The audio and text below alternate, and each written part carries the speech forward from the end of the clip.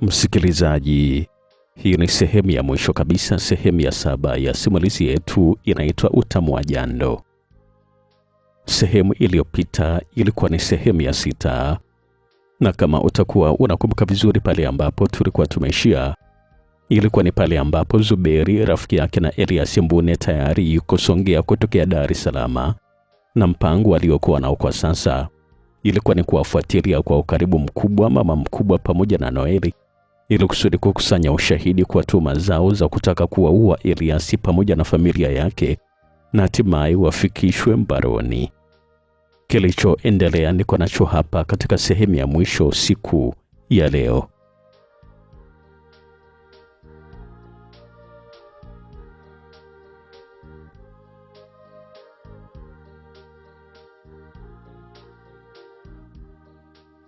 Siku ya pili, msikilizaji, niliamka mapema kabisa, lakini nilichelewa kidogo kutoka pale nyumbani, na ni kama ilivyokuwa kawaida.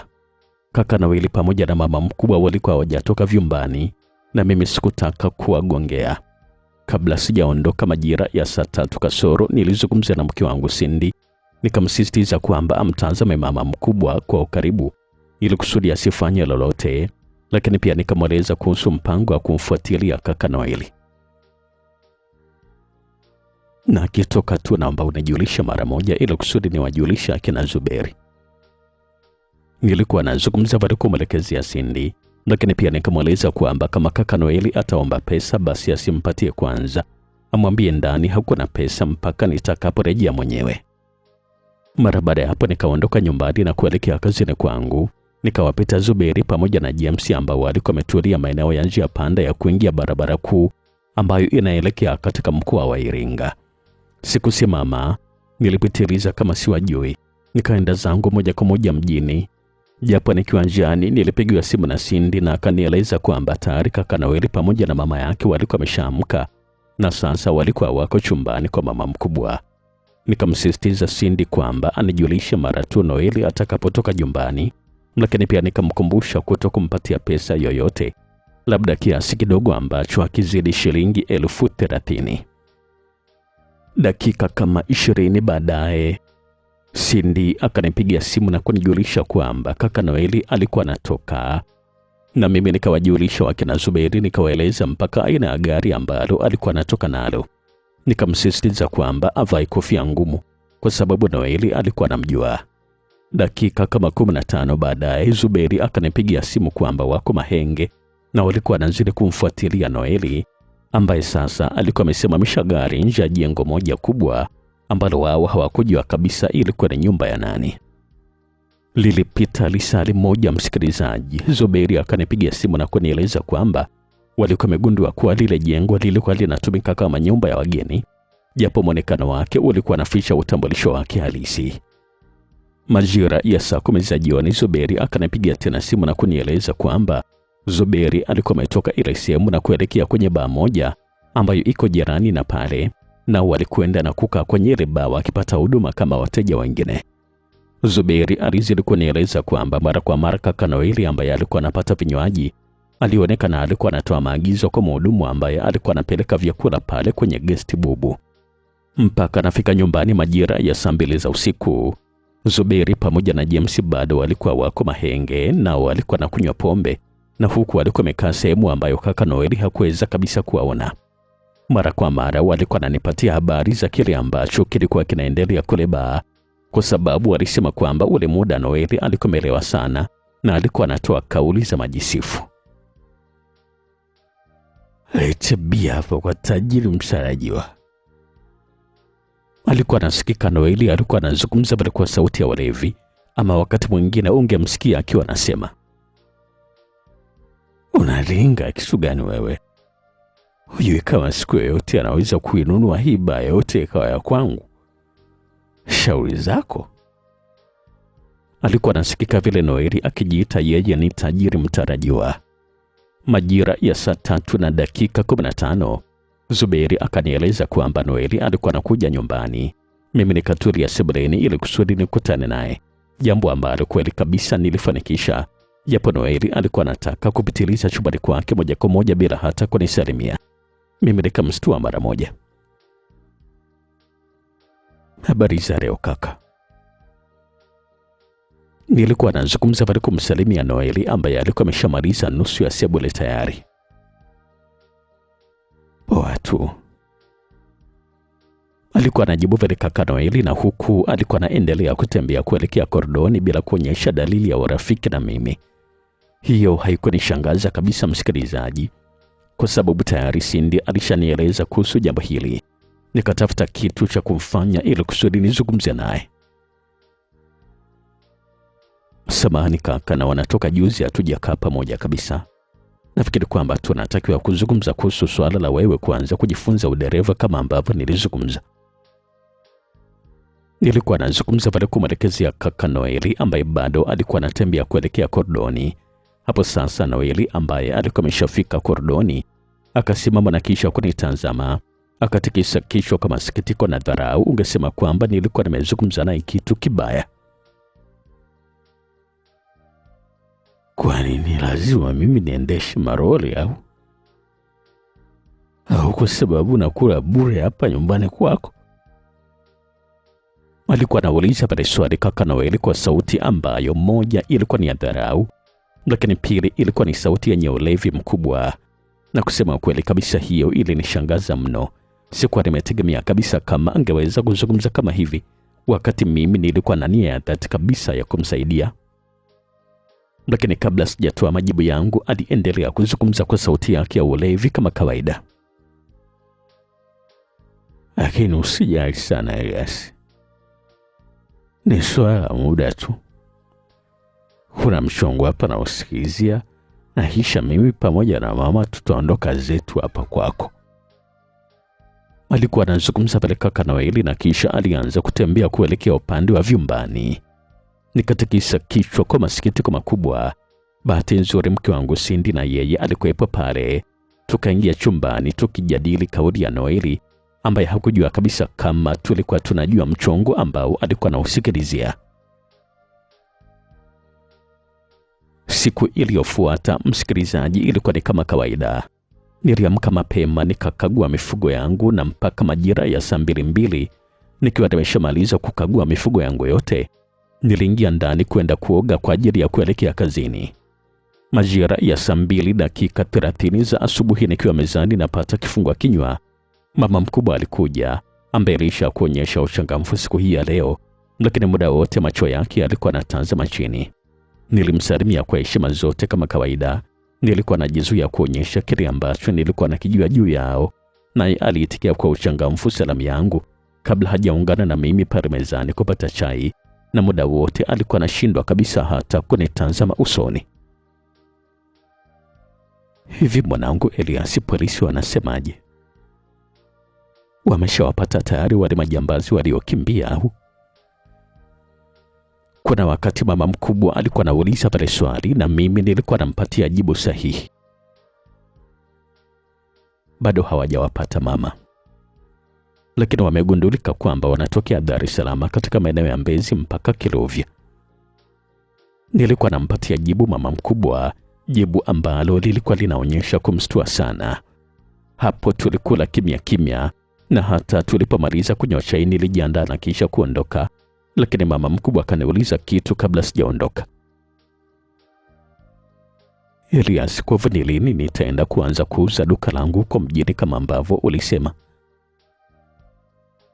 Alikuwa anauliza pale swali mama mkubwa, na hapo nikajikuta nilikuwa nachukia kimoyomoyo, lakini nikajizuia na kuachia tabasamu laini kisha kujibu. Nafikiri kwamba Ijumaa itakuwa ni vizuri zaidi mama, kwa sababu watu wengi huwa wanakuja mjini siku kama hiyo kufanya manunuzi. Nilikuwa nazungumza pale kumwelekezea mama mkubwa ambaye nilimwona alikuwa anaacha tabasamu mpaka naondoka nyumbani asubuhi hii ya leo. Msikilizaji, kaka Noeli bado alikuwa hajatoka chumbani kwake, lakini kwa mujibu wa mke wangu Cindy ambaye alinipigia simu dakika 30 baadaye mara baada ya mimi kuondoka, alisema kwamba mara tu baada ya mimi kuondoka pale nyumbani, mama mkubwa aliingia chumbani kwa kaka Noeli ambako alikaa dakika kadhaa wakizungumza jambo ambalo Cindy hakusikia kabisa lilikuwa ni gani. Mara baada ya hapo, mama mkubwa alitoka chumbani kwa Noeli akimwacha Noeli ambaye na yeye alitoka chumbani kwake baada ya dakika kama 15, na huku akiwa ameshajiandaa tayari kwa ajili ya kwenda kwenye matembezi yake ya kila siku, na huku alikuwa anaonekana wazi kabisa kwamba alikuwa na shauku. Lakini kabla hajatoka, kaka Noeli akamfuata Cindy na kumwambia, nipatie 100,000 na shida nayo. Elias atakaporejea utamwambia. Alikuwa anazungumza pale Noeli kama vile mtu anayetoa maagizo juu ya pesa zake ambazo alikuwa anahitaji kupatiwa. Hapa sina kitu kabisa shemeji, labda akirudi Elias mwenyewe. Alikuwa anazungumza pale Cindy akiwa anafuata maelekezo niliyokuwa nimempatia kwamba Noeli akiomba pesa asimpatie. Kaka Noeli alionekana kufadhaishwa na jibu hilo. Ni wazi kabisa kwamba hakuwa amelitegemea. Mpaka atakaporejea saa ngapi sasa? Mpigie simu mwambie kwamba anahitaji hiyo pesa haraka. Alikuwa anazungumza pale kaka Noeli kama mtu ambaye alikuwa ananidai. Kusema kweli kabisa, hiyo ilimshangaza mno mke wangu Cindy. Lakini shemeji, itakuwa ni vizuri kama utazungumza wewe mwenyewe na mdogo wako. Alikuwa anazungumza pale Cindy na kisha alianza kutembea kuelekea upande wa jikoni. Kichwani mwake alikuwa anajipatia uhakika kwamba Noeli alikuwa anaona aibu kwa maneno ya jana. Kwa sasa unazungumza na mimi huku unaondoka, si ndio? Hivi unajua kwamba hata huyo mume wako hawezi kabisa kunidharau kiasi kama hiki ambacho unaonyesha wewe? Alikuwa anazungumza pale kaka Noeli. Cindy alisimama na kisha kumtazama Noeli kwa macho ya upole. Samahani shemeji, nilikuwa nadhani ya kwamba tumeshamaliza mazungumzo. Hebu sikiliza vizuri kabisa wewe. Siku zote mimi huwa sipendi kabisa dharau. Sasa nasema kwamba mpigie simu Elias sasa hivi. Mwambie kwamba nahitaji 100,000 haraka sana. Alikuwa anazungumza pale kaka Noeli kwa sauti ya ukali kiasi cha kumshangaza hata Cindy mwenyewe. Wakati huo mama mkubwa alikuwa anatabasamu pembeni tu. Lakini shemeji, mimi sijafanya jambo baya. Nimekujibu vizuri tu kwamba kwa sasa mimi sina pesa. Mpigie Elias mwenyewe. Alikuwa anazungumza pale Cindy kwa sauti ya upole. Hebu kaone kwanza. Eti mpigie Elias mwenyewe. Utadhani huyo Elias mwenyewe ni mtu wa maana sana. Asingekuwa hivi alivyofika leo bila sisi hapa. Alikuwa anazungumza pale mama yake na Noeli kwa sauti ya kubeza. Hapo Cindy akajikuta alikuwa anaacha tabasamu akiwa anazuia kicheko, kwa sababu kwa mujibu wa mambo ilikuwa ni kwamba hawa watu wawili walikuwa wameshiriki kuninyanyasa sana mimi katika maisha yangu yote, kuanzia utoto mpaka ujana. Sawa mama, nampigia. Alikuwa anazungumza pale Cindy na kisha alitoka pale sebuleni kuelekea chumbani kwetu ambako alinipigia simu mimi na kunieleza hayo ambayo yalikuwa yamemkuta. Kwa sasa anasema kwamba anahitaji 100,000, si ndio? Nilikuwa namuuliza pale swali Cindy kwa maana ya kujadili swala hilo. Na tena amekuwa ni mkali kweli kweli, yani Elias, mpaka nimeogopa. Alikuwa anazungumza pale Cindy ambaye muda wote alikuwa anazungumza kwa sauti ya chini, akimalizia na kicheko cha chini chini. Nilishangaa sana kwa hivyo ambavyo alikuwa anazungumza Cindy, kwa maana kwamba mimi hilo swala lilikuwa linaniumiza sana. Kitendo cha kaka Noeli kwa mkali kwa Cindy sikukipenda kabisa. Haichekeshi Cindy, lakini inachukiza. Nilikuwa nazungumza baada kumwelekezea Cindy. Unajua mimi nacheka kitu gani Elias? Nacheka kwa sababu wenzako wanasema kwamba eti usingekuwa hivyo ulivyo leo bila wao. Alikuwa anazungumza pale Cindy na mimi nikajikuta nilikuwa nacheka kwa nguvu. Hapo tulizungumza lengo la ile pesa ambayo kaka Noeli alikuwa anahitaji lilikuwa ni lipi. Pesa ambayo kwangu naweza kusema kwamba ilikuwa ni ndogo sana. Lakini swali ilikuwa ni kwamba anahitaji pesa hiyo kwa ajili gani? Maana isije kuwa ni kwa ajili ya kutudhuru tena sisi wenyewe. Na mwisho nikapata wazo la kwamba nimpatie pesa, lakini wake na Zuberi waendelee kumfuatilia kwa ukaribu sana. Sawa, basi wewe mpatie tu hiyo 100,000. Mimi nitajua kitu gani nitafanya. Nilikuwa nazungumza baada kumwelekezea mke wangu Cindy na kisha tuliagana. Lisali moja baadaye, msikilizaji, Zuberi akanipigia simu. Nikaipokea mara moja, naye akaanza kunieleza jambo. Oya, Elias ndugu yako yuko hapa Mahenge pale pa jana. Alikuwa anazungumza pale Zuberi, ambaye alisema kwamba mara tu baada ya Noeli kutoka pale kwenye gesti bubu, yeye akaingia na kwenda kuchunguza ili kusudi kujua Noeli alikuwa na jambo gani pale gesti. Na kwa bahati nzuri Zuberi alikuwa ni mjanja sana. Zuberi anasema kwamba kitu cha kwanza alitengeneza urafiki bandia na dada wa pale gesti bubu, akiwa anajifanya kwamba yeye alikuwa na mhitaji kimapenzi. Na mara baada ya kufanikiwa akaanza kumchimba juu ya huyo Noeli ambaye alikuwa anakuja hapa mara kwa mara. Unamuulizia huyu kaka mwenye maringo ambaye amelipia chumba kwa ajili ya wageni wake hapa. Alikuwa anauliza pale swali huyu mwanamke wa hapa gesti, ambaye aliendelea kuzungumza. Kwanza mwanzo wageni wale walikuwa ni 4 na sasa wamebakia 2. Lakini hata hao 2 waliobakia wanaonekana wazi kabisa kwamba wanaumwa, kwa sababu ananitumaga sana nikiwanunulie dawa za vidonda na pamba pia. Alikuwa anazungumza vile huyo mwanamke ambaye mpaka sasa alikuwa anajua na kwamba alikuwa ameshapata mwanaume wa kutoka naye, kwa maana kwamba Zuberi, na kumbe Zuberi mwenyewe alikuwa na lengo jingine kabisa na huyu bidada. Kwa sasa Zuberi, hao wanaume wanaweza kuwa ni wale ambao walikimbia juzi usiku pale nyumbani, si ndio? Nilikuwa namuuliza pale swali Zuberi ambaye hakuwepo siku hiyo ya tukio. Ndio, inawezekana kwa 100% Elias. Na kama vipi tuwakamate na kisha tuwahoji? Alikuwa na shauri vile Zuberi. Lakini Zuberi, sisi kama sisi hatuwezi. Inatakiwa tutumie askari wa jeshi la polisi, na tena inatakiwa kaka Noeli asijue lolote lile. Nilikuwa nazungumza vile kumwelekezea Zuberi, na huko nilikuwa nasisitiza kwamba kaka Noeli hatakiwi kujua chochote, kwamba jamaa zake tulikuwa tumekutana nao. Ni kweli kabisa, tulikubaliana kufanya kama hivyo. Na usiku wa siku ile mara tu Noeli alipoondoka pale gesti, muda ule nikaenda kwa mkuu wa jeshi la polisi wilaya na kumweleza mpango wangu. Nashukuru sana mkuu wa jeshi la polisi wilaya maarufu kama OCD alinielewa na aliandaa askari na gari. Hata majira ya 2 za usiku Noeli alipoondoka pale gesti bubu, sisi tulikwenda na polisi na kuwakamata wale jamaa 2 tukiwa pamoja na baba. Ni kweli kabisa, jamaa wale 2 walikuwa ni kati ya wale majambazi waliokuja nyumbani usiku wa juzi, kwa sababu walikuwa na majeraha makubwa kwenye sehemu za miili yao. Mmoja alikuwa amejeruhiwa begani na mwingine alikuwa amejeruhiwa katika upande wa kulia wa tumbo lake. Jamaa hawa walifanyiwa mahojiano kwa muda mfupi, sambamba na vipigo vilivyoambatana na viminyo vya sehemu nyeti kwenye miili yao.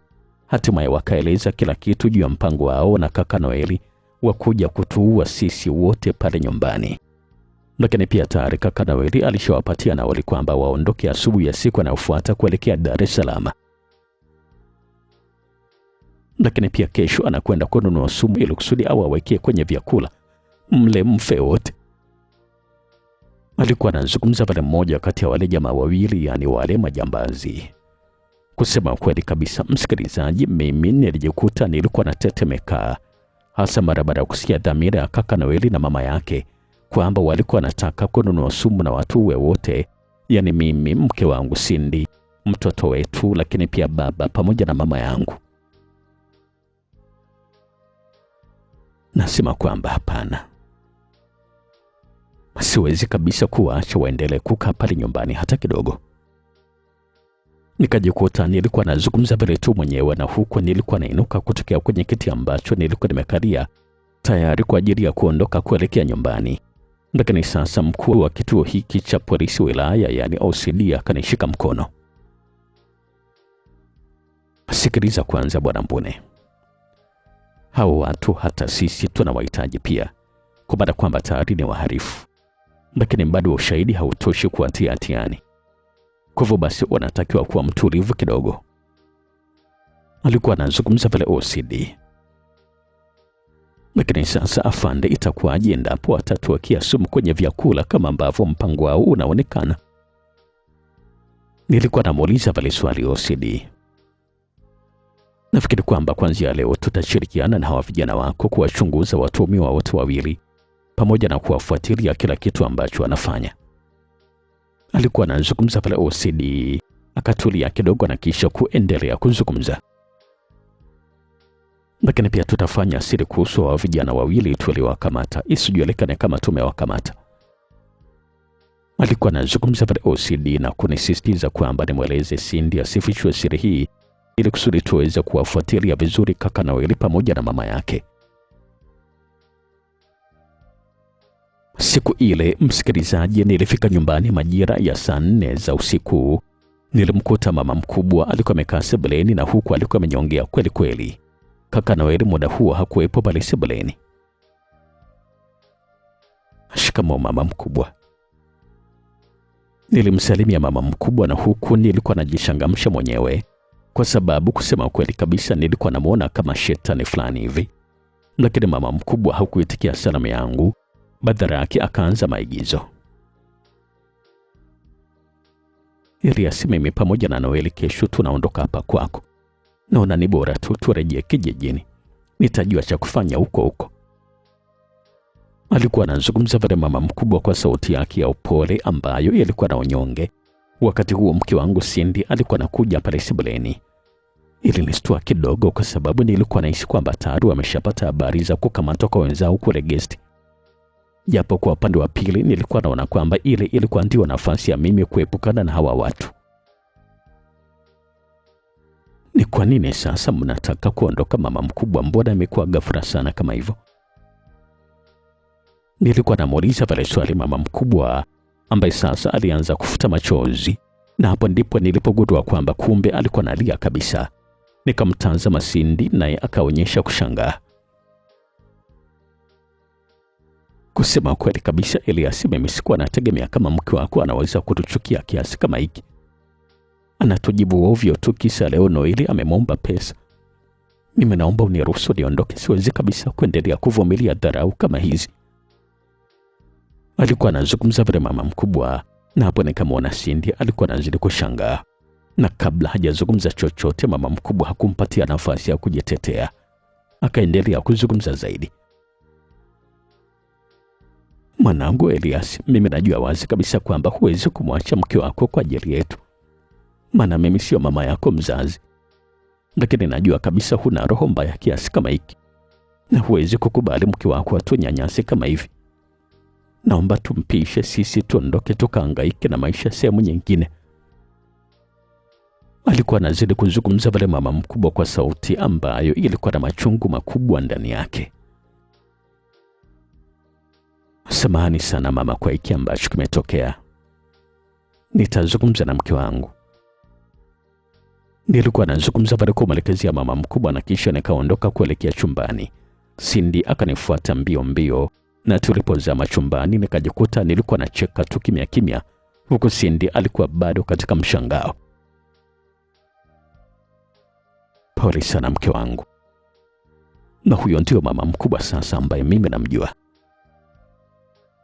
Nilikuwa nazungumza pale kwa mwelekezi ya mke wangu Cindy ambaye kusema kweli kabisa licha ya kuona mambo yote ya mama mkubwa, lakini hili la leo lilitokea kumshangaza sana. Kwa sasa Elias, ni kweli kabisa huyo ndio mwanamke uliyeishi naye miaka yote ukimuita mama kweli? Alikuwa anauliza pale swali Cindy akiwa haamini kabisa macho yake na masikio yake. Na mbona hapo bado kabisa Cindy? Hujaona mambo mengi bado? Sema tu mwisho wao umefika tayari. Nilikuwa nazungumza pale kwa mwelekezi ya Cindy ambaye nilianza kumweleza tulichobaini katika uchunguzi. Nilimweleza mke wangu vile ambavyo tuliwakamata wale jamaa wawili kule gesti ambao walikiri wazi kabisa kwamba ni kweli walitumwa kuja kutuua, na zile pesa ambazo alikuwa amempatia Noeli shilingi 100,000 wamepewa wao kwa ajili ya nauli ya kuelekea Dar es Salaam.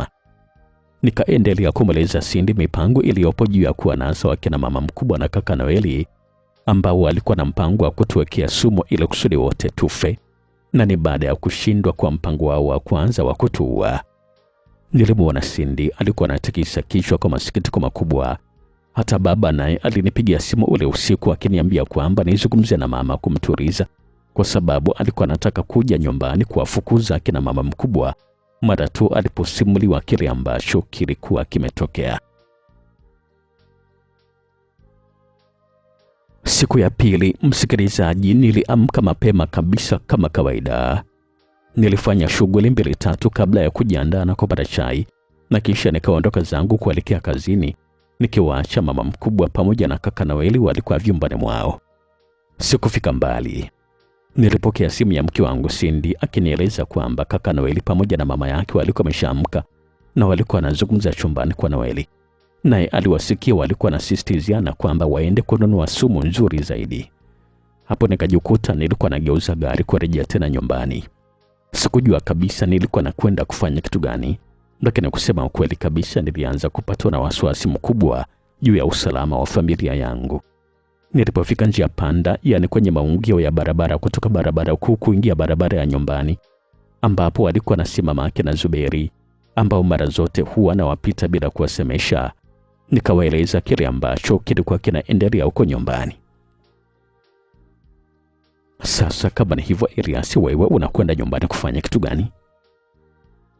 Wacha sisi tumfuatilie kisha tuwajulisha askari wa jeshi la polisi waje kumkamata. Alikuwa anazungumza pale Zuberi, ambaye huyo pia ni mmoja kati ya watu ambao walitokea kuwachukia sana kaka Noeli pamoja na mama yake. Wacha kwanza nikawaondoe akina Cindy, wanaweza kufa muda wote na hiyo sumu. Nilikuwa nazungumza pale kumwelekezea Zuberi, ambaye ni kama hakukubaliana kabisa na mimi kwa sababu sumu ilikuwa bado haijanunuliwa. Cha kufanya Elias, wewe nenda kamsisitize tu shemeji kwamba anatakiwa kuwa makini na mama Noeli. Alikuwa anazungumza pale Zuberi. Ukweli niliondoka pale kuelekea nyumbani na huko nilikuwa sijamuelewa kabisa kile ambacho alikuwa amezungumza. Japo njiani nilikuwa nawaza sana na nilikuwa naona maneno yake yalikuwa na ukweli. Mara baada ya dakika chache nilifika nyumbani na kusimamisha gari nje ya geti.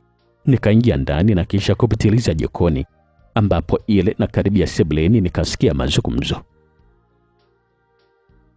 Hivi una kitu gani wewe mwanamke? Hata jana ulizungumza hivyo hivyo, lakini ulipoingia chumbani ukaniletea pesa 100,000 mapema tu. Hiyo ilikuwa ni sauti ya kaka Noeli ambaye alikuwa anazungumza kwa ukali sana. Nikasimama karibu na korido nikionyesha ishara kwa dada wa kazi kwamba asinisemeshe ili kusudi niweze kusikia zaidi. Hapana shemeji, ni kweli kabisa sina pesa yote. Ile jana alinielekeza yeye mwenyewe alipoweka pesa, ndio maana uliona na kupatia. Alikuwa anazungumza pale Cindy kwa sauti ya upole. Hauna lolote wewe binti mchawi kama nini. Na nasema kabisa kwamba wewe endelea kujidai tu. Hiyo pesa yenu itawapeleka kuzimu siku sio nyingi. Hebu toa pesa mara moja bwana, mimi nina shida zangu hapa.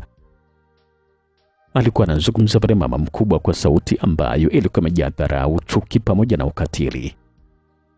Kusema ukweli kabisa msikilizaji, nilijikuta nilikuwa nashikwa na hasira ya hali ya juu kabisa. Japo nilikuwa najizuia na sikutaka wajue kama nilikuwa nimesikia kile ambacho alikuwa anazungumza. Kwa hivyo nikarejea kule ambako nilikuwa nimetoka haraka.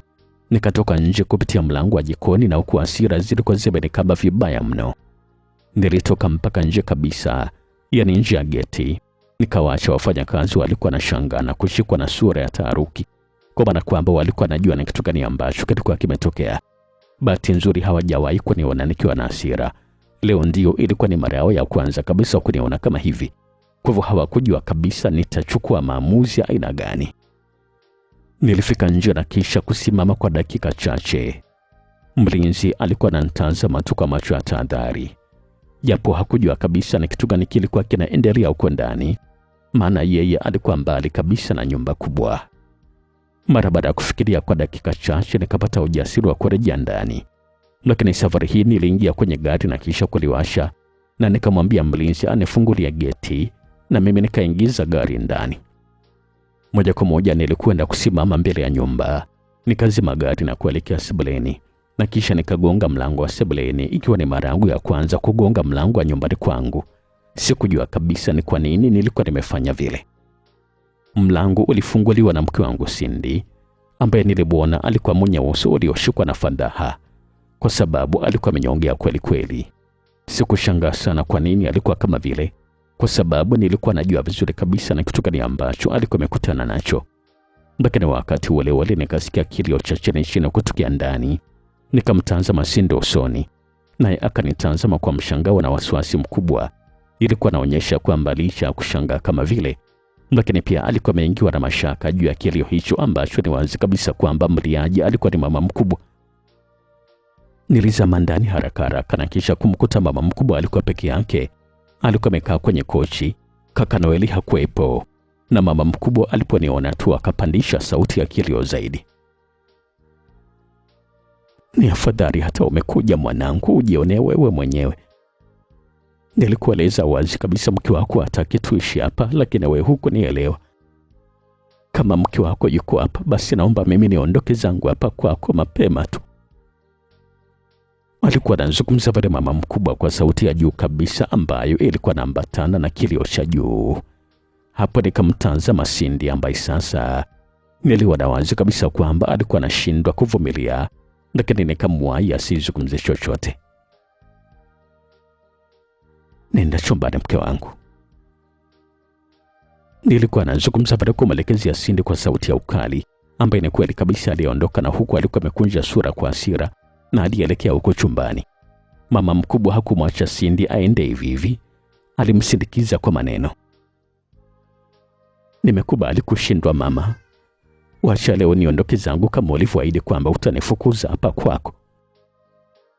Alikuwa anazungumza pale mama mkubwa kwa sauti ambayo ilikuwa inaambatana na kilio. Nikamtazama mama mkubwa na kisha nikazungumza. "Samahani sana mama mkubwa, jana sikuwa nimekuelewa, lakini leo ndio nimekuelewa." Nilikuwa nazungumza pale kwa sauti ya chini nikijifanya kwamba nilikuwa nimekasirishwa na Cindy.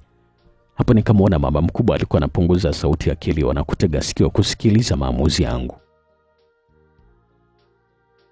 "Nimekubali ombi lako mama, naomba mjiandae kwa ajili ya safari. Mchana wa leo dereva atakuja kuwachukua na kuwapeleka stendi tayari kwa ajili ya kurejea kijijini." Nilikuwa nazungumza pale kumwelekezea mama mkubwa na kisha niligeuka na kuelekea chumbani kwangu. Hapo ilikuwa ni kama nilikuwa nimetia pilipili kwenye kidonda, ama labda nilikuwa nimetia mafuta kwenye moto unawaka, kwa sababu kililipuka kilio kikubwa kutokea kwa mama mkubwa. "Yaani kweli kabisa mwanangu Elias, unanifukuza kwako kisa tu mwanamke uliyokutana naye juzi?" Alikuwa anazungumza pale mama mkubwa, na huku alikuwa analia kwa sauti ya juu kabisa, lakini nilijitahidi kuongeza mwendo na kuingia chumbani nikijifanya sikuwa nimesikia, kwa sababu sikuwa na uwezo wa kuvumilia maigizo ya mama mkubwa. Huko chumbani nilimkuta mke wangu Cindy alikuwa ametoa macho kwa mshangao, na sio alikuwa na hasira kama ile ambayo alikuwa nayo mwanzo. Mimi nikatikisa kichwa kama sikitiko, na kwa hasira na chuki zilikuwa zinapanda kama joto la mgonjwa wa malaria. "Ni kwa nini sasa Elias umemwambia kama hivyo mama mkubwa? Unajua sikuwa nimetegemea kabisa kama utazungumza kama vile." Alikuwa anazungumza pale Cindy kwa sauti ya mshangao. "Mimi najua vizuri kabisa kwamba mama mkubwa alikuwa anaigiza mke wangu ili kusudi wewe uonekane mbaya. Na mimi nilikuwa nimefika hapa toka muda mrefu sana, na nimesikia vile ambavyo alikuwa anakushambulia." Nilikuwa nazungumza pale kumwelekezea Cindy ambaye nilimwona alikuwa anatabasamu na huku alikuwa anatikisa kichwa. Sekunde chache baadaye nikasikia mlango wa chumbani kwangu alikuwa anagongwa kwa nguvu kutokea nje. "Elias, hebu toka nje haraka." Mzungumzaji wa hiyo sauti alikuwa ni kaka Noeli, na alikuwa anaita na huku alikuwa amejawa na hasira. Ni kweli kabisa, nilifungua mlango na kutoka nje nikamwona kaka Noeli alikuwa anaelekea sebuleni. "Hebu njoo huku Elias, huwezi kabisa kuleta dharau kwa mama yangu kiasi kama hiki." Alikuwa anazungumza pale Noeli kwa sauti ambayo ilikuwa na jaziba. Nilisogea pale sebuleni, na huku nilikuwa na tahadhari kubwa sana, huku Cindy alikuwa ananifuata nyuma pia. "Hivi Elias, unafikiria kwamba hivi vitakataka vyako vinaweza kutuondolea heshima yetu kiasi kama hiki?"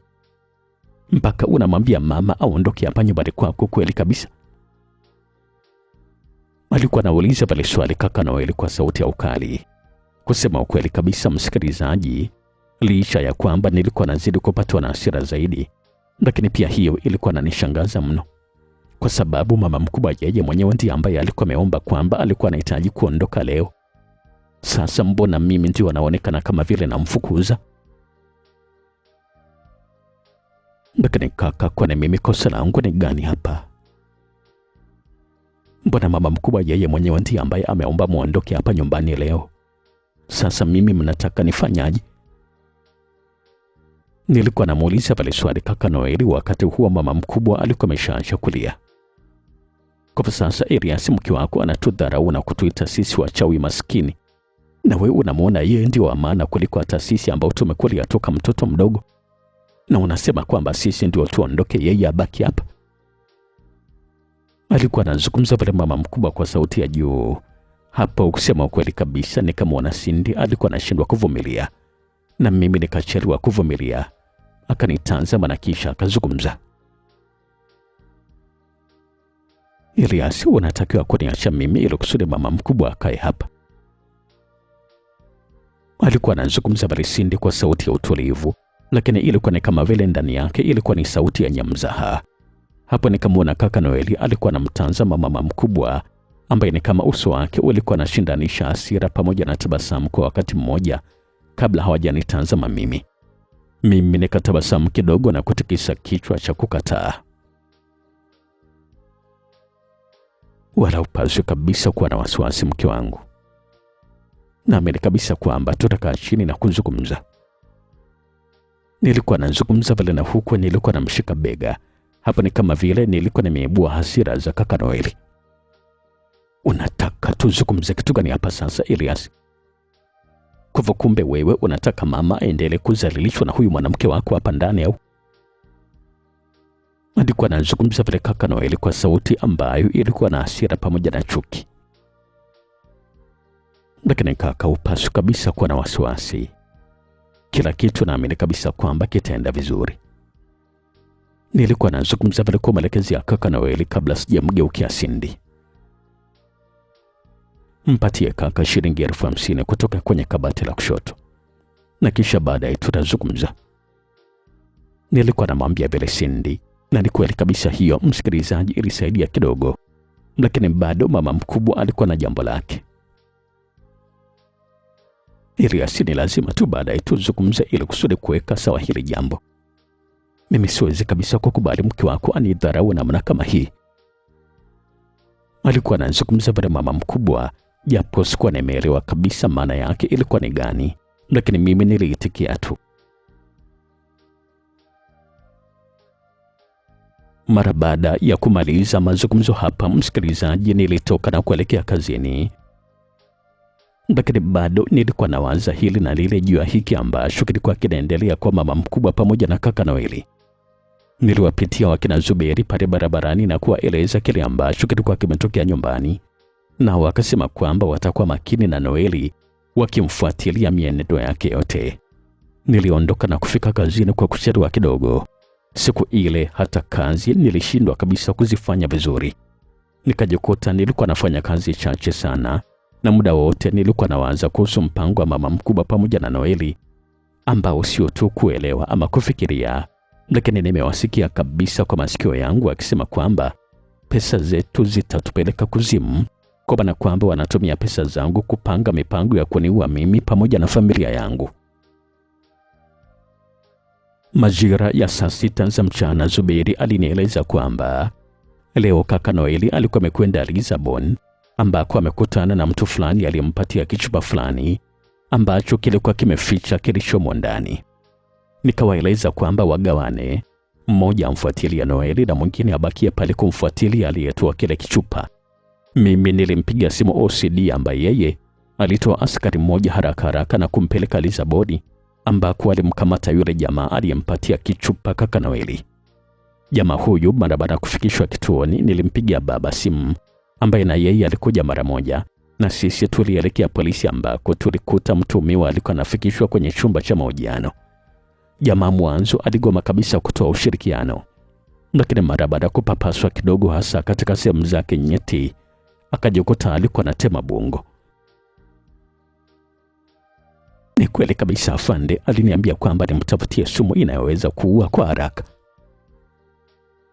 Alikuwa anazungumza pale jamaa yule ambaye mpaka sasa alikuwa anavuja damu katika eneo la pua yake. Na alisema hiyo sumu anataka kwa ajili gani? Alikuwa anauliza pale swali afande ambaye alikuwa anafanya naye mahojiano. Kusema kweli kabisa, afande hakuniambia anataka sumu kwa ajili gani. Jamaa yule alikuwa anatoa majibu hayo, hapo akastuliwa na fimbo ya mgongoni ambayo hiyo ilitoa katika nyama wazi za mgongo kwa sababu alikuwa amevuliwa shati. Ni kweli kabisa, afande, mimi hakuna chochote ambacho najua kwamba anakwenda kuifanyia nini ile sumu. Alikuwa anazungumza pale jamaa yule, na huku alikuwa analia kwa sauti ya uchungu. Na ni sumu ya aina gani uliompatia? Alikuwa anauliza pale swali huyo askari wa jeshi la polisi ambaye alikuwa anamhoji. Ni sumu ya koboko, afande. Alikuwa anazungumza pale jamaa yule. Msikilizaji, kama hujajua sumu ya koboko, basi koboko ni aina ya nyoka hatari sana duniani ambaye anashika nafasi za juu za viumbe hatari zaidi duniani. Kiufupi, koboko ndio Black Mamba mwenyewe. Kauli yake muuza sumu iliwashtua sana watu wote pale ndani. Baba, hapana. Wacha kwanza nipige simu kwa mke wangu Cindy atoke na mtoto pale. Nilikuwa nazungumza pale kumalizia baba, ambapo kabla hata sijazungumza kile ambacho nilikuwa nataka nizungumze, simu yake baba ilianza kuita, na alipotazama mpigaji aliona kwamba alikuwa ni mama mkubwa.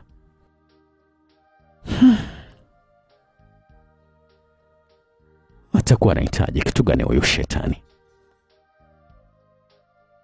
Alikuwa anauliza pale swali baba, na pale pale kila mtu akataka kujua shetani alikuwa ni nani. Ni mke wangu wa zamani. Alikuwa anazungumza pale baba, na afande akasitisha mahojiano na kumwambia baba apokee simu ile. Ni kweli kabisa, baba alipokea simu na kisha kuweka loudspeaker. Halo, vipi habari za leo? Alikuwa anasalimia vile baba kwa sauti ya utulivu, akijitahidi kuzuia hasira zake. Huko sio salama kabisa baba Elias. Tunahitaji kukaa na Elias tuzungumze kwa pamoja. Alikuwa anazungumza pale mama mkubwa kutokea huko upande wa pili wa simu kwa sauti ya kujinong'onisha. Baba akanitazama kama alikuwa ananiuliza maswali kwamba kuna kitu gani kinaendelea. Maana mpaka sasa, msikilizaji, bado sikuwa nimemweleza baba kile ambacho kilikuwa kimetokea leo asubuhi kule nyumbani. OCD akamwahi baba na kumpatia ishara kwamba aendelee kuzungumza na simu, na tena akubali kwenda. Wakati huo simu yangu ilikuwa naita pia, na mpigaji alikuwa ni mke wangu Cindy. Nikakata sauti isiendelee kuita. Basi sawa mama Noeli, nakuja nikitoka kazini. Alikuwa anazungumza pale baba, lakini mama mkubwa akamwahi kutokea huko upande wa pili wa simu. Nasitaki uje peke yako. Mke wako asije kuleta wivu akijinga hapa. Chakula cha jioni mtakula wote hapa nyumbani. Alikuwa anazungumza pale mama mkubwa. Hapo sote tukatazamana kwa awamu. Nikamwona OCD alikuwa nakubali kwa kichwa. Basi sawa, kuna shida mama Noeli, tutakuja. Lakini isije kuwa umeanza mambo yako tena mama Noeli. Alikuwa anazungumza pale baba akiwa anazuga tu ili kusudi kuepusha kumtia mashaka mama mkubwa kwamba mipango yake yote sisi tulikuwa tunaijua. Jamani baba Noeli, hata kama mimi ni mbaya kiasi kama hicho, ndio iwe kila wakati mimi tu ndio naleta vurugu jamani?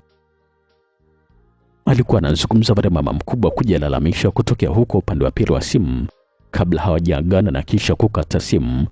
Na hapo na mimi nikawaomba nimpigie mke wangu Cindy. Wakanikubalia kwa maana kwamba kukaa kimya kunisikiliza, japo sikuweka sauti ya wazi, yani loudspeaker. Halo Elias, shemeji Noeli naona amerudi hapa. Alikuwa anazungumza pale Cindy kutokea huko upande wa pili wa simu, ambaye alikuwa anaonekana wazi kabisa kwamba alikuwa na hofu kubwa.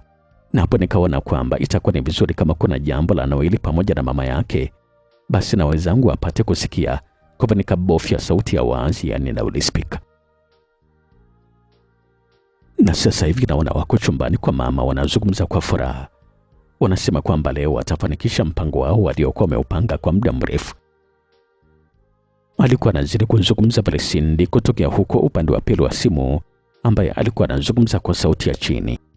Msikilizaji, hata mimi nilikuwa nimeshachanganyikiwa tayari, kwa sababu nilikuwa naona wazi kabisa kwamba mke wangu Cindy pamoja na mtoto wangu walikuwa hatarini. Kulikuwa hata sisi wengine ambao tulikuwa mbali na nyumbani. Nafikiri kwamba hata OCD aliliona hilo, kwa sababu aliingilia mazungumzo pale pale. Halo shemeji, unazungumza na mkuu wa jeshi la polisi wilaya hapa. Naomba unisikilize kwa makini. Sawa sawa. Sawa afande. Usionyeshe kabisa kama unajua chochote ambacho kinaendelea. Hakikisha huyo mama akiingia tu jikoni sasa hivi, waambie wafanyakazi wote kwamba kuna mfanyakazi mwingine wa kike anakuja, na akija atakuwepo jikoni na atashiriki mapishi yote hapo jikoni. Alikuwa anazungumza pale OCD kabla ya kukata simu na kutoa amri ya kutuma mpelelezi wa kike nyumbani kwangu. Wakati huo, msikilizaji, mimi pamoja na baba tulikuwa tunapanga ya kwetu, kwa sababu hatukujiamini kama kweli kabisa tunaweza kukwepa mtego wa mama mkubwa. Na mara baada ya kupanga kwetu, tulikubaliana kwamba tuwashirikisha wake zetu vile vile. Majira ya saa 1 za jioni ndio muda ambao niliingia nyumbani. Nikakuta kaka Noeli alikuwa ameshatoka bado nyumbani, huku mama mkubwa yeye alikuwa busy tu na mapishi jikoni, akiwa anashirikiana na huyo msichana mpya wa kazi. Mama mkubwa, kuna kitu gani mbona umeingia mwenyewe jikoni leo? Nilikuwa nauliza pale swali kumwelekezea mama mkubwa ambaye alikuwa anakaanga mapaja ya kuku jikoni. Samahani mwanangu, sikuwa nimekueleza mwanzoni kwamba nimewalika baba pamoja na mama yako waje hapa kwa ajili ya mazungumzo jioni ya leo. Ni kama tu ambavyo ulisema asubuhi kwamba tutazungumza baadaye. Alikuwa anazungumza pale mama mkubwa kwa sauti iliyojaa unyenyekevu. Lakini sasa mama, nafikiri kwamba hapakuwa na sababu, maana tungeweza kuyamaliza sisi wenyewe.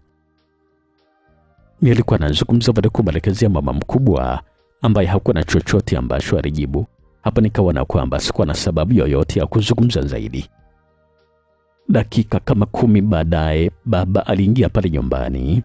Nikaagiza mfanyakazi mmoja wa kiume aweke meza pamoja na viti nje kwenye sehemu ambayo ilikuwa ni kama bustani. Mama mkubwa muda wote alikuwa jikoni tu.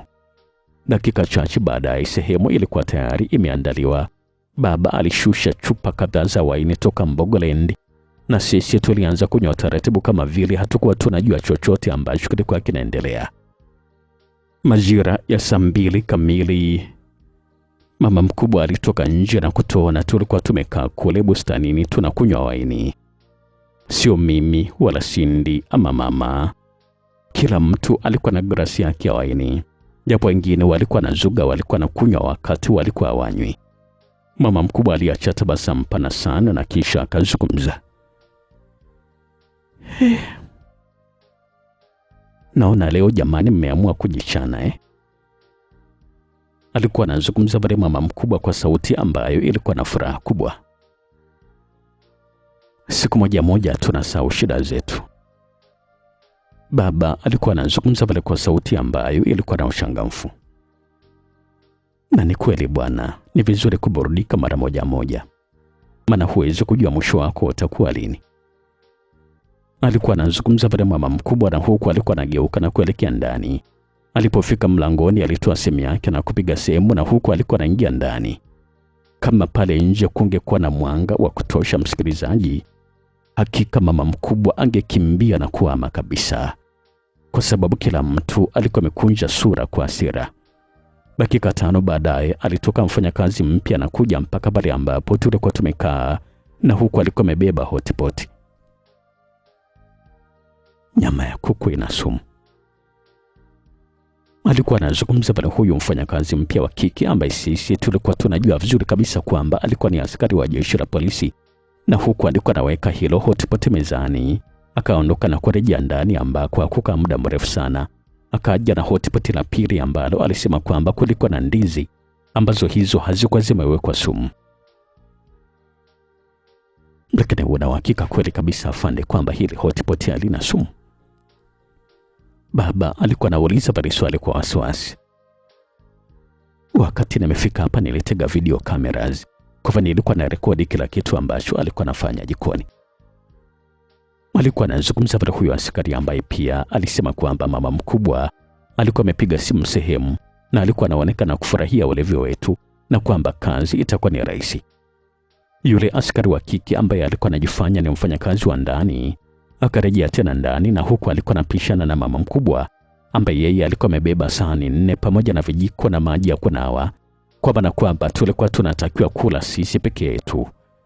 Hapo tukatazama na kwa masikitiko mama mkubwa alipoweka sahani mezani, baba akamwai, na mbona umeweka sahani 4 ya kwako sioni hapa? Alikuwa anauliza pale swali baba na kumfanya mama mkubwa atabasamu kabla hajajibu. Mpishi nimeshashibia huko jikoni jamani, alikuwa anajibu vile mama mkubwa, na huku alikuwa anajiandaa kuondoka. Hapo sasa kila mtu akajitahidi kujizuia. Baba akamwahi tena mama mkubwa, vipi na huyo Noeli amekuwa ni kama kawaida yake kwamba hataki kujumuika na sisi au? Alikuwa anauliza pale swali baba, na hapo mama mkubwa akatazama chini akionekana kwamba alikuwa anakosa majibu. Kilipita kimya kifupi kabla mama mkubwa hajatukaribisha. Karibuni chakula sasa jamani. Alikuwa anazungumza pale mama mkubwa, na kisha aliondoka kuelekea ndani akituacha sisi pale mezani, na sisi tukatulia tu, na huko tulikuwa tunakunywa waini kwa kuzuga, japo baba alikuwa anakunywa kweli kweli. Wakati tunaendelea kuzungumza hili na lile, mara kwa mara nilikuwa namuona mama mkubwa alikuwa anakuja na kuchungulia mlangoni, na kisha alikuwa anarejea ndani tena, na alikuwa amefanya hivyo zaidi ya mara 4. Majira ya saa 3 na dakika kama 5, Noeli alikuwa anaingia pale nyumbani na kusimamisha gari. Alishuka na huku alikuwa amelewa vibaya mno. Alipotuona akaja pale ambapo tulikuwepo kwa mwendo wa kuyumbayumba. Hivi ni watu ama mizimu? Baka sasa kweli kabisa mpo hai? Alikuwa anauliza pale swali kaka Noeli na kutufanya tusikitike waziwazi kwa kutikisa vichwa vyetu. Kwa tusewaje sasa? Kwamba ile kitu ni feki ama ndio kusema kwamba bado hamjala? Alikuwa anazidi kuzungumza pale kaka Noeli, na huku alikuwa anasogelea meza na kufunua hotpot ya kwanza ya ndizi. Akafunika na kisha kufunua hotpot ya pili ambayo hiyo ilikuwa na vipande vya kuku. Wakati huo mama yake alikuwa anatoka ndani mbio mbio kuja upande wa meza yetu, yani kule ambako tulikuwa tumekaa. Sasa ni kwa nini jamani mnashindwa kula? Mapaja ya kuku alionona kama haya mnashindwa kula? Nyenye mnakali ya kunywa tu pombe za kike. Alikuwa anazungumza pale Noeli, na huku alikuwa anashika paja moja la kuku na kuanza kulisogeza mdomoni. We Noeli, tabia gani hiyo we mtoto? Alikuwa anazungumza pale mama mkubwa kumkataza, ambaye kwa uharaka wa hali ya juu kabisa anafanikiwa kupokonya paja la kuku kutokea kwa Noeli. Mama bwana, tabia nini tena bwana? Kwani hawana ni watu hawa? Alikuwa anazungumza pale Noeli, na huku alikuwa anapeleka mkono mdomoni na kulamba mabaki ya mafuta ya kuku kwenye vidole vyake. Hapo mama Noeli ambaye alirusha paja la kuku kwenye hotpot na kupeleka mkono kwenye maji na kuanza kunawa, akastuka na kumtazama Noeli ambaye alikuwa analamba vidole vyake. Jamani Noeli mwanangu, ni nani kakuambia ulambe? Alikuwa anazungumza pale mama Noeli, na huku alikuwa anashindwa kabisa kumaliza kile ambacho alikuwa anataka azungumze. Badala yake tulimuona alikuwa analegea mwili na kuanguka chini pale pale. Tulimuona Noeli alikuwa anatoa macho kwa mshangao, na kisha akatutazama sisi. Jamani, Kwani aliweka kwenye nyama ya kuku au? Alikuwa anauliza pale swali Noeli kwa sauti ya mshangao, na huku alikuwa anatutazama kwa macho ya mshangao. Hapo mimi pamoja na baba tukainuka na kuanza kumpatia mama mkubwa huduma ya kwanza, lakini hakuzinduka. Tukamwona yule mfanyakazi mpya ambaye alikuwa ni askari wa jeshi la polisi alikuwa anapiga simu, na huku mimi nilikuwa napiga simu kwa Zuberi ambaye alikuwa mita chache kutokea pale nyumbani pamoja na askari wengine wa jeshi la polisi. Na kumbe wakati sisi tunahangaika na mama mkubwa, msikilizaji, huku kaka Noeli na yeye hali ilianza kuwa mbaya. Akaanza kukosa pumzi, damu zikaanza kuvuja puani na mdomoni mpaka tuliposikia kishindo cha kuanguka kwake. Hapo ni kama na sisi tulizinduka kutokea kwenye wenge kwamba Noeli na yeye alikuwa amelamba sumu ambayo ilikuwa kwenye nyama za kuku pale kwenye hotpot. Bahati nzuri ni kwamba Zuberi pamoja na wale askari wa jeshi la polisi ndio walikuwa nafika pale nyumbani. Tuliwabeba wote, mama mkubwa pamoja na kaka Noeli, na kuwapeleka hospitalini ambako madaktari walithibitisha kifo cha kaka Noeli, huku mama mkubwa akiwa anarejewa na fahamu zake na kuanza kulia. Mwanangu Noeli yuko wapi? Alikuwa anauliza pale maswali mama mkubwa, na huku alikuwa analia, ambaye na yeye bahati haikuwa kwake, kwa sababu askari wa kike ambaye alikuwa anajifanya kwamba alikuwa ni mfanyakazi wa ndani alikuwa karibu yake na akampatia jibu kavu. Mwanao Noeli amekufa kwa sumu ulioweka kwenye nyama ya kuku. Hivyo ndivyo alivyozungumza yule askari. Hapana, haiwezekani. Alikuwa anazungumza pale mama mkubwa, na huku alikuwa anajaribu kuinuka, lakini akajikuta mkono wake ulikuwa unakwama kwenye chuma cha kitanda, kwa maana kwamba alikuwa amepigwa pingu. Mguu wangu jamani, nimekwisha mimi. Alikuwa anazungumza pale mama mkubwa, na huku alikuwa anatazama kama mtu aliyepoteza kitu, lakini dakika chache baadaye akaangua kilio kikubwa cha ghafla. Wamemuua mwanangu, na ndio maana hakula kuku kwa sababu alikuwa amemwekea sumu. Alikuwa anazungumza pale mama mkubwa, na huku alikuwa anaangua kilio cha maana kiasi cha kumshangaza hata yule askari wa jeshi la polisi. Wakati huo, msikilizaji, tayari na mimi nilikuwa naingia mle ndani ya wodi, na huko nilikuwa naongozana na kina mama, baba, Cindy pamoja na askari mwingine, na OCD alikuwepo pia. Unashikiliwa na jeshi la polisi kwa kosa la kusababisha kifo cha Noeli kwa kuweka sumu katika chakula ambacho alikula. Alikuwa anazungumza pale OCD na kumfanya mama mkubwa azidi kuangua kilio. Wamemuua mwanangu jamani, na sasa wanatumia utajiri wao kunisingizia kwamba mimi ndio nimemuua. Alikuwa analia sana mama mkubwa. Ungesema kwamba kile ambacho alikuwa anazungumza kilikuwa ni kweli, lakini hakuna mtu yoyote aliyesikiliza kile ambacho alikuwa anazungumza, maana kila mtu alikuwa ameshaona video ambazo zilikuwa zinamwonyesha mama mkubwa akiwa anaweka sumu kwenye chakula. PC Imelda, mchukue mama mpeleke kwenye gari mara moja. Alikuwa anazungumza pale OCD, na huku alikuwa anamtazama yule askari wa kike ambaye alikuwa amejifanya kwamba alikuwa ni mfanyakazi wa ndani. Na hapo nikamwona mama mkubwa alikuwa anatoa macho kwa mshangao, na kilio kilikata pale pale.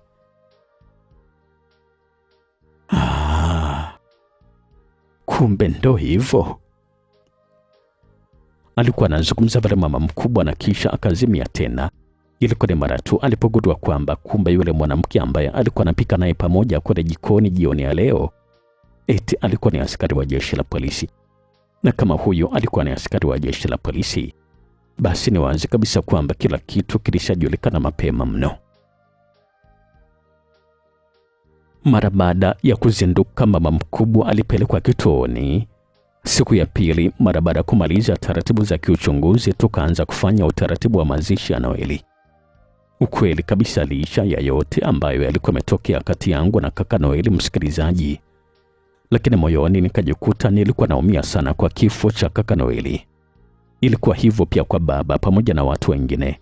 Hata kwa rafiki yangu Zuberi pia ilikuwa hivyo, maana nilimwona alikuwa anafuta machozi kisirisiri. Wiki moja baadaye, mama mkubwa alifikishwa mahakamani na kusomewa shtaka kwa mara ya kwanza ambalo alilikataa kabisa, akisema kwamba yeye hakuweka sumu, lakini ni sisi tuliokuwa pale mezani ndio tuliweka sumu, na ndio maana hatukugusa kabisa chakula kile. Mama mkubwa alikwenda mbali zaidi, akisema kwamba mumewe, yani baba, siku zote amekuwa ni mtu wa kumtafutia sababu ya kuwaondosha maishani mwake yeye pamoja na Noeli, ili kusudi aweze kuishi na mwanamke mwingine ambaye ni mama yangu mimi. Kusema ukweli kabisa, msikilizaji, kesi ilikuwa ni ngumu na kuwavuta watu wengi, hata baadhi ya watu binafsi pamoja na mashirika ambayo yalikuwa najiita ni watetezi wa haki za wanawake walijitolea kwa ajili ya kumsaidia mama mkubwa kwenye ile kesi. Lakini miezi 9 baadaye ushahidi ulianza kupokelewa.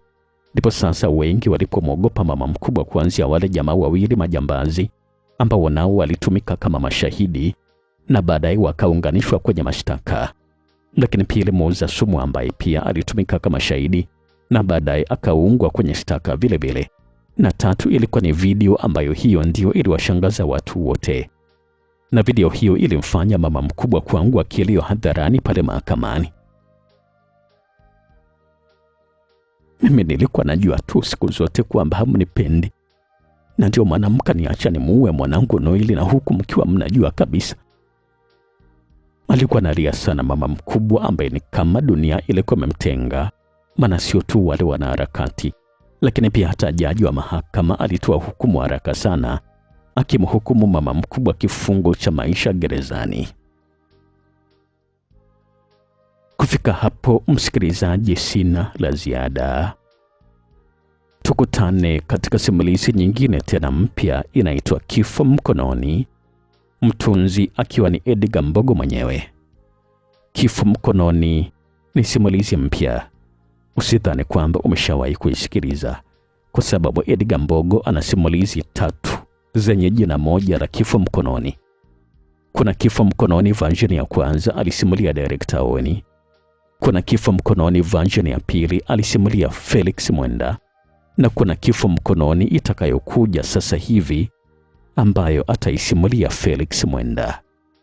Majina yangu anaitwa Felix Mwenda kutokea hapa Songea.